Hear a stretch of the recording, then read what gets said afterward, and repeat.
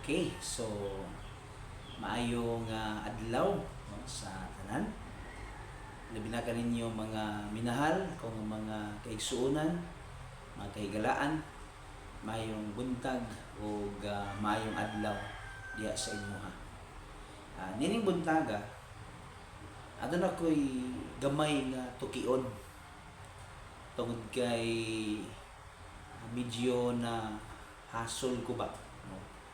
Tungod kay adunay usa ka tawo na nagpangutana sa ako o iyang pangutana mao ni nga unsaon daw niya nga mabalik ang trust o ang pagsalig sa iyahang asawa diha gayud sa iyaha.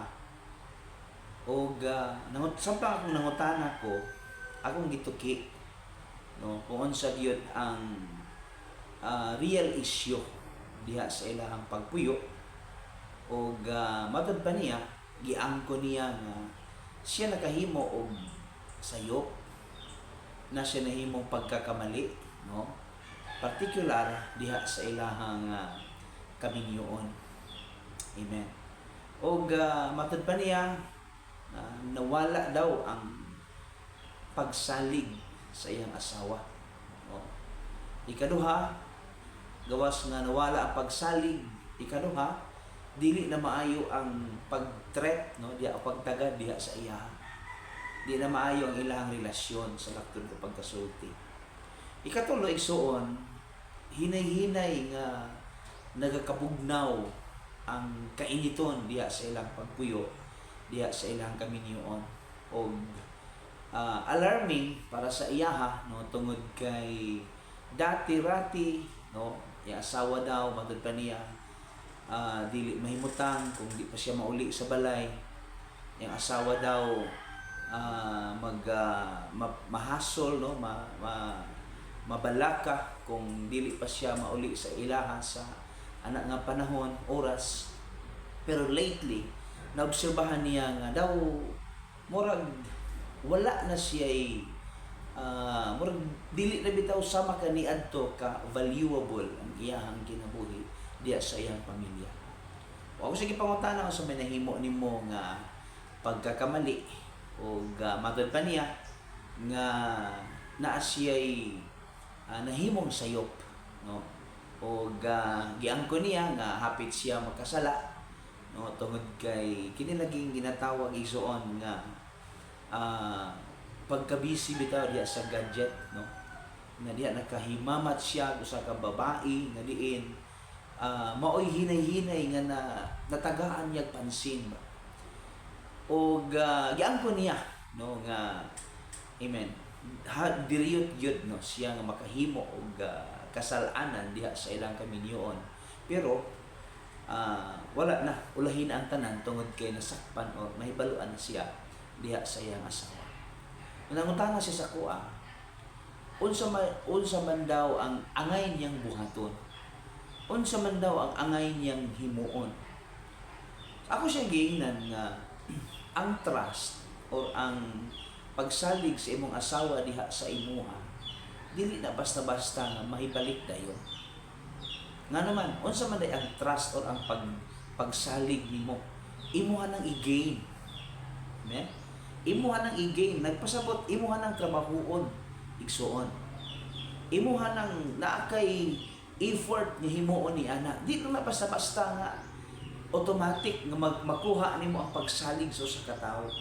Dili na automatic nga makuha nimo ang iyang trust diha sa imuha, ilabi na kung dati-rati nisalig siya, may trust siya nimo, apan ikaw ra pud mismo maoy mingkuha niya ng maong pagsalig nga hinay-hinay niyang gibutang diha sa imuhang kinabuhi.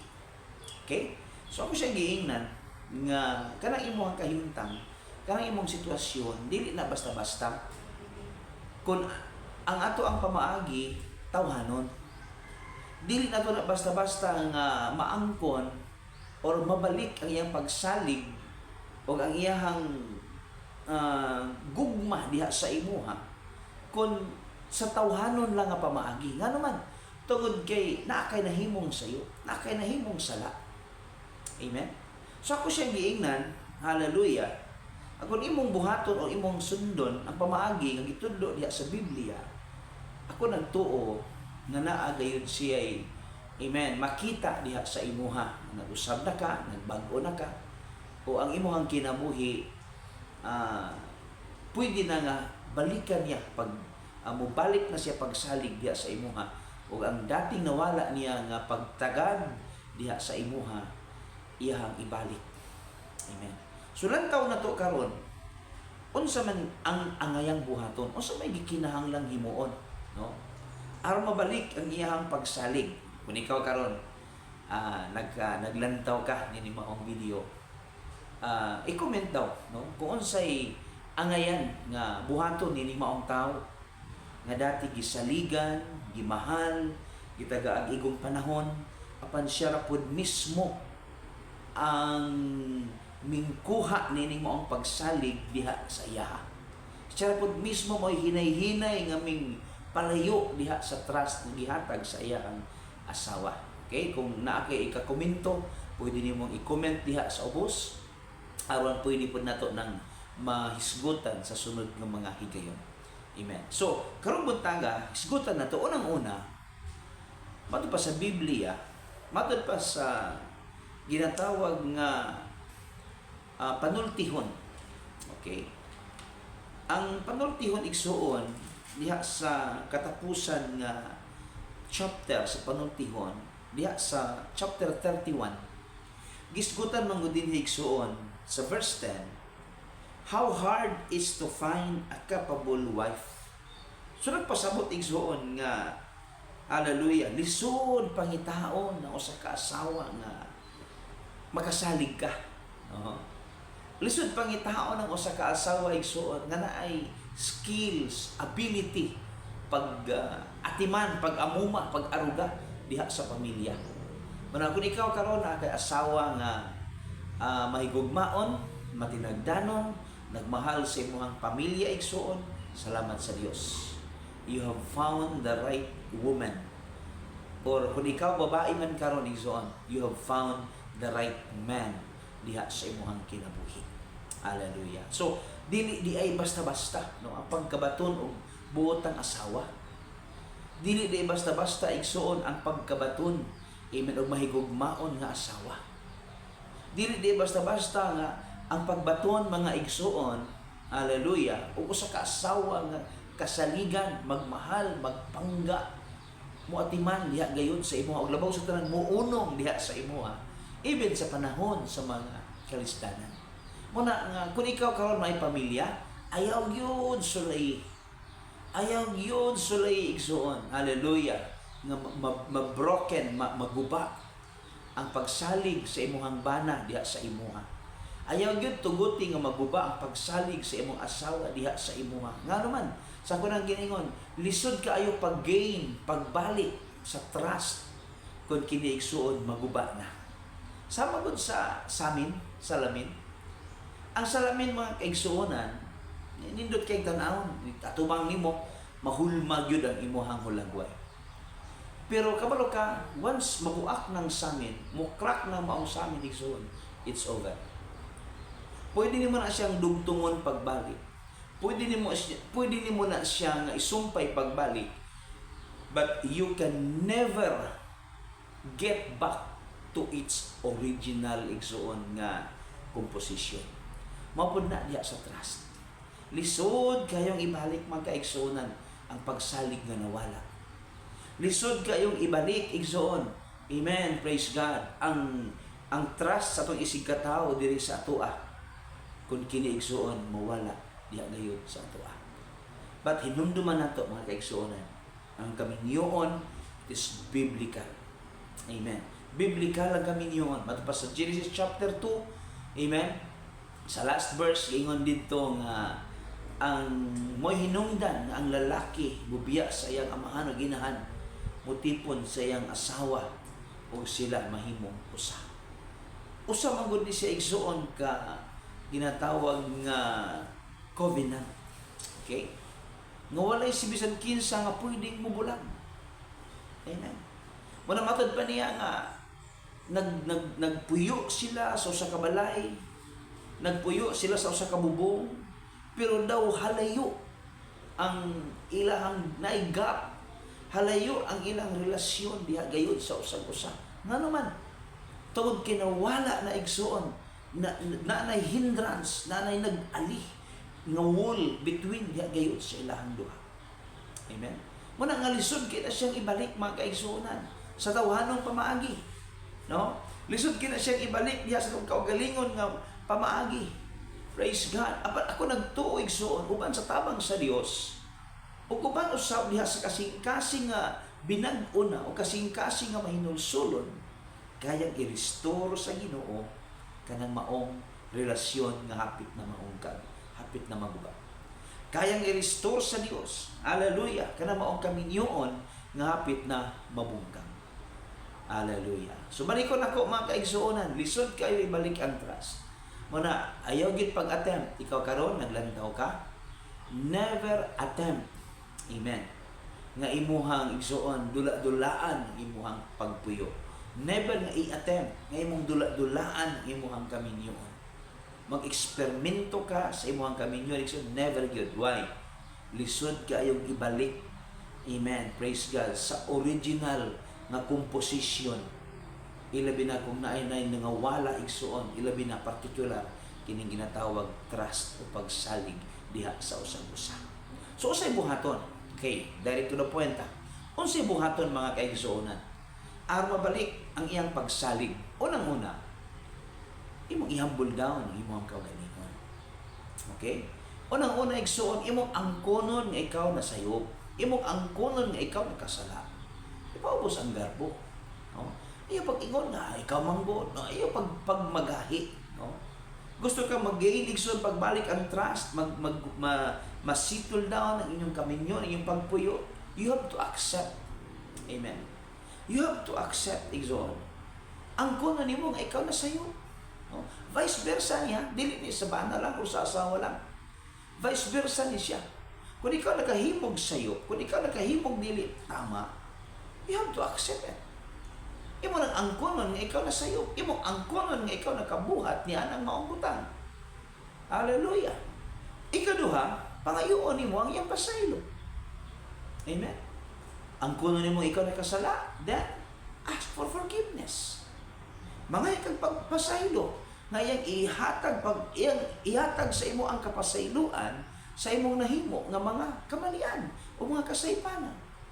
Mga kag another chance diya sa iyang kinabuhi. Kibali igsoon, magsugod ka sa sinugdanan. Okay? Kung giyon sa nimo kaniadto pag-gain ang iyahang kasing-kasing, kung giyon sa nimo kaniadto pag-gain ang iyahang trust diha sa imo ha, mga igsoon, susama usab karon. Mausab na ang imuhang buhaton. Mo giyon sa iya, magsugod gyud ka sa sinugdanan. Imuha gyud sugdan. Amen. Unsa imong gihimo kaniadto, unsa imong gibuhat kaniadto, giunsa nimo siya pag-gain ang iyang heart, mo po nang imong buhaton karon. Di pwede imuha ng laktawan. Di pwede imuha ng tungod lang kay nanamoy mga anak, no? Daghang mga tao karon, daghang mga kaminyoon karon mga igala nga nagtipon na lang, nagkuyog gihapon sa usa ka bubong, pero not for the sake na diha sa gugma. Not for the sake na igsoon diha sa ilang relationship. Daghang mga kaminyoon karon nga nagtigom, nagtipon gihapon, pero tungod na lang sa mga anak. Amen? Tungod na lang sa mga anak. Mga igsoon, hallelujah. Subo kay pamalandungon. Nga naay mga panimalay karon, naay mga magtiayon karon, naagi hapon nagtipon sa usa ka bubong, pero for the sake na lang ang ilang mga anak igsoon, di mahibulong, dili maguol, no? Tungod kay sila mismo managtiayon igsoon, nawala na, nagkabugnaw na ang gugma sa usag-usa. Muna, ako siya giingnan, magsugod kag balik. Pangulitawhan nimo pagbalik ng imong asawa. Unsa imong ginahimo kaniadto, buhaton nimo karon. Hallelujah. Ikatulo, praise God, hallelujah. Og pinakamahinungdanon, imong itugyan imong kinabuhi diha sa Ginoo. Amen. I-surrender nimo ang imong kinabuhi diha sa Ginoo. Why? Nganong ikinahanglan igsuon ang atong pag-surrender ito ang kinabuhi sa Dios. Tungod kay ihunan niyang realidad man kaigsuonan. Sa kalibutan duha lang ang pwedeng alagaran sa tao. Duha lang. You cannot serve two master, matod pa sa Bible. O kung dili ka mo alagad sa Dios, amen. Pwede ka mo ingon, wala naman ko. No? Wa naman ako nabuhata day. Wa naman ko maghimo ana. Wa naman ko magbuhat ana. Nag-usab naman ko. Yes, pwede nimo nang isulti. Pero ang tendency igsuon, kung dili ka mohimo og lakang paduol sa Dios, moabot gyud ang panahon birahon ka pagbalik.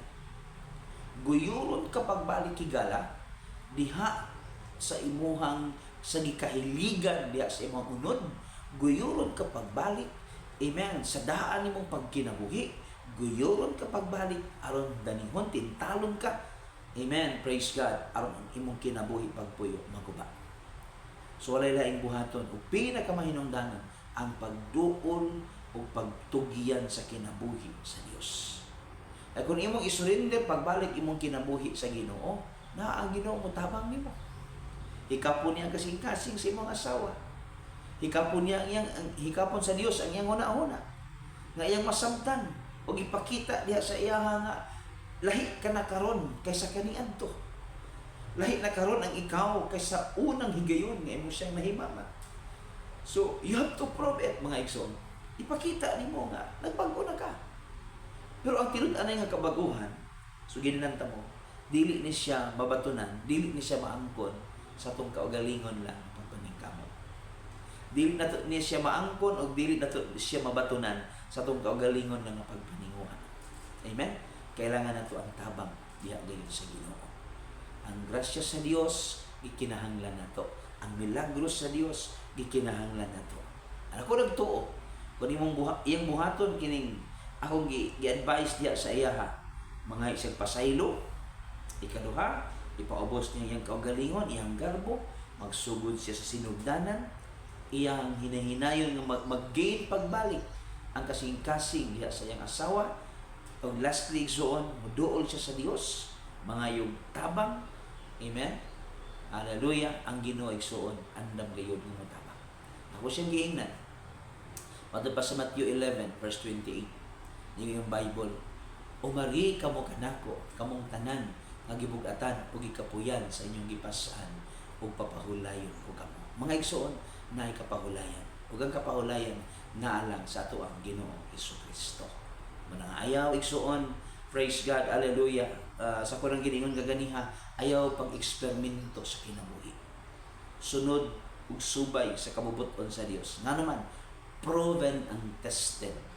Proven and tested igsoon ang pulong sa Ginoo. Dili gyud ka magmahay. Ano imong kinabuhi, imong itugyan, ano imong isurrender diha sa Dios, diha nimo mabatunan. Diha nimo makaplagan. Hallelujah. Amen. Ang tinud-anay kalipay, tinud-anay kalinaw labaw sa tanan. Ang tinud-anay igsoon nakatagbawan nga imong gipangita diha sa imong kinabuhi. Okay? So I hope nakatabang to diha sa tanan nga makakita o makadungog nini maong amen video. Praise God. Ug gabalikon nako, ayaw pag-eksperimento igsoon. Ayaw pag-eksperimento sa imong kinabuhi. Ayaw pag-eksperimento sa imong kaminyo. Ayaw pag-ingon nga hallelujah, kaya nimo ang tanan. Kung wala ang Dios, di gyud nato mahimo. Maayong adlaw and have a blessed day.